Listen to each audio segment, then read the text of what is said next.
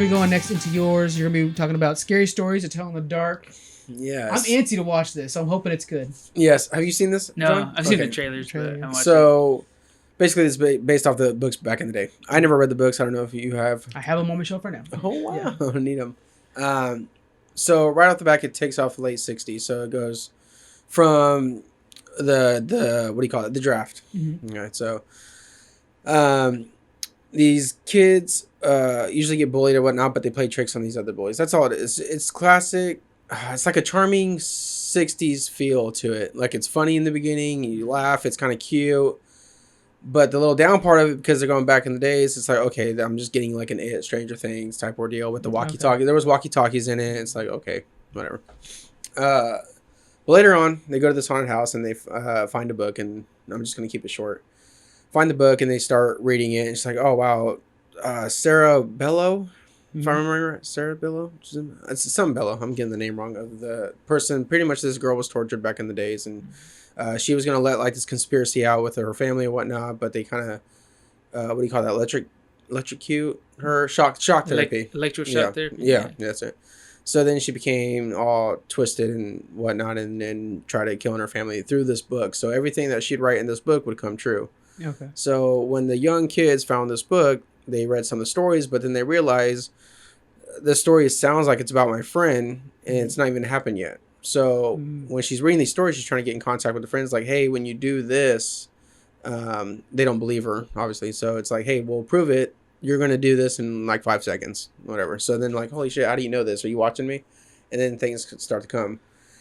What I like about it, it's not your typical horror. It's Guillermo del Toro had a part of this, right? If I'm reading, if he was producing or something, I don't know. I saw his name pop up on it, but each. Oh, you know what? Yeah, because I think he did the practical effects or something like that. Like that, they were pushing for practical effects because of him. And when you see it, you can tell it's like, okay, this is from him, because each story is totally different. Different creatures or villains or ghosts, whatever it wants to be, and that's what I loved about it, because it's something new with each person. So, like, say for the first person, this is what got set into the mood right away. It's like, oh, this is not your typical horror. If you've seen the trailer, you saw like a scarecrow. Scarecrow comes to life, whatnot. Right. So the scarecrow kills one of the bully in the movie. The first one, the first scenes the first scary story, kills the bully, but then stabs him with a hoe. But then you're like, oh, well, he's gonna start bleeding out. No, it starts like hay starts coming out of those holes. What the hell? Yeah, in his stomach. So then you're like, oh shit, what the hell is that? And then when he's like running around coughing, he's throwing up hay. So he's slowly becoming the scarecrow. Yeah. So now, when he's all twisted and deformed and whatnot, he is the one hanging now as the new scarecrow. Kind of hinting that the last scarecrow might have been somebody too. Yeah, could have been. I didn't even think about that. Good catch.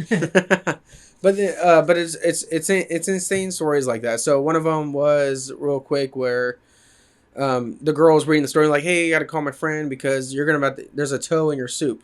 Like, so this guy pulls this stew out of his refrigerator, and the mom's like, I didn't make no stew, but whatever, we're on vacation, see you later. And so he pulls it out and he's eating it, and then he realized, like, holy crap, there's body parts in the stew. Turns out that there's this monster that's looking for her toe. So now he's running away from the monster the whole time, and then the monster gets him. So what I do like is not a very happy ending. It's a semi-happy, because some of these people that die, they never come back. So, but they leave it open to like, we'll find a way to get him back. So it's PG-13. You can feel that really? It's... Wow. I don't want to say like it's a Goosebumps feel. Or Goosebumps. Sorry. Goosebumps. Yeah. Because it's kind of charming like that, but it's definitely dark too when you run into the character or the monsters. It's kind of spooky, but not like morbid. Yeah, it's definitely not scary. Well, they have the jump scares. So they try to like pop up at... But it's more...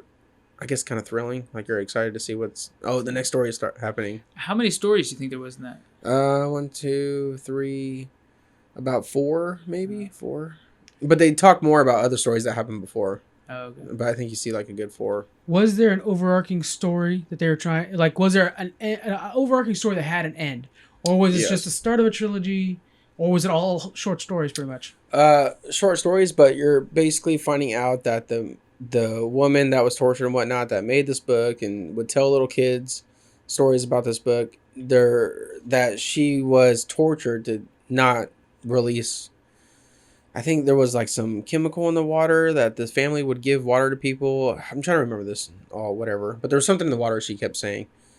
So you find out that really she's a good person and she was trying to get this information out. Oh, okay. So they close out that story. But now they got to figure out, well, how do we get our people back? So, okay. So I'm thinking like, is there a way to like solve each story, or is it just solving the overarching thing? So they were able to rescue one friend. Not rescue, but prevent her from dying.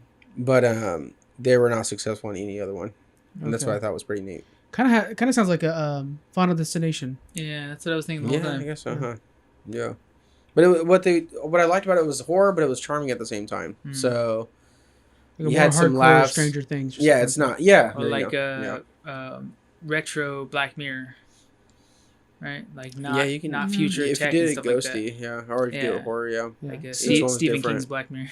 Yeah, it really was. that Yeah, sounds good, and each story was really different. That's what I appreciate about it. It wasn't just the same thing over and over again.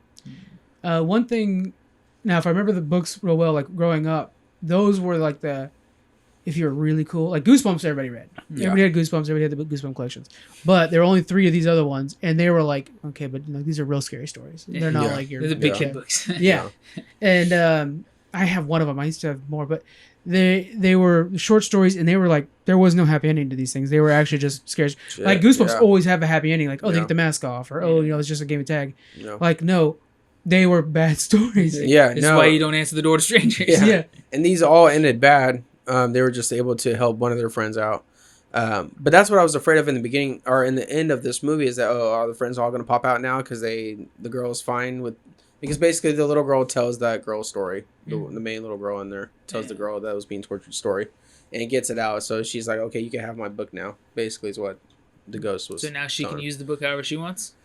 That's kind of how it ended up being. But she wants to use the book to save her friends. That's what she says. It'd be nice to see if she doesn't, though. Right. Oh, shit. I gotta see this thing. The trailer looked amazing. No, it's good. I liked it a lot. What about like directing wise? And like shots, was it like pretty good quality? I know they were trying to use a lot of practical effects. Did that feel like it went well? Yeah. You could tell with some of the ghosting, some of the creatures were practical effects. Some of them were CGI. And one of them at the very end, I forgot the name of it because it was kind of like a Latin type name. But it's basically this guy that could rip off all his body parts and then he puts himself back together and he's like running like a little golem running around trying to kill you. That was all CGI. I thought that was a little too out there. You're like, okay, we kept it kind of steady and then you're going to have this weird ass creature jumping on cars and running around shit. Like, okay, whatever. Yeah. I think so, yeah, because they used a little bit of that old school Stranger Things feel and whatnot, and then they mixed in some of this new technology. What would you give it? A grade or out of 100? Out of 10, I'll do 8. 8? Yeah, I like it very much. 8 out of 10 scarecrows. Yeah. Oh, nice. We gotta do that more often. We used to do that a lot back in the early days. All right, I'll have to check that out. I knew the trailer was good. So. Yeah, no, it's good.